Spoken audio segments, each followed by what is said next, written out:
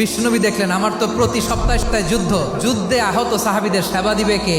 বিশ্বনবী কি খেয়াল করলেন দেখেন, সাদ ছিল মদিনার বড় ডাক্তার।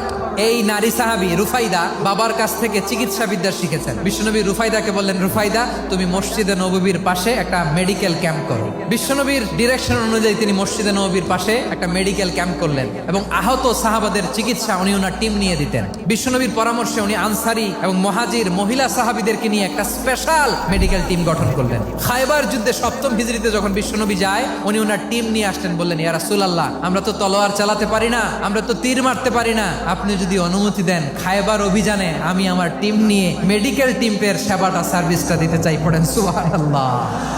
বিশ্বনবী অনুমতি দিলেন, যোদ্ধা সাহাবীদের সাথে মেডিকেল টিম নিয়ে অগ্রসর হলেন। খায়বারের প্রতিটা আহত সাহাবী যারা ইনজুরি শিকার হয়েছেন সবাই রুফাইদা আল আসলামিয়ার এই মেডিকেল ক্যাম্প থেকে চিকিৎসা সহায়তা পেয়েছেন। সুবহানাল্লাহ পড়েন।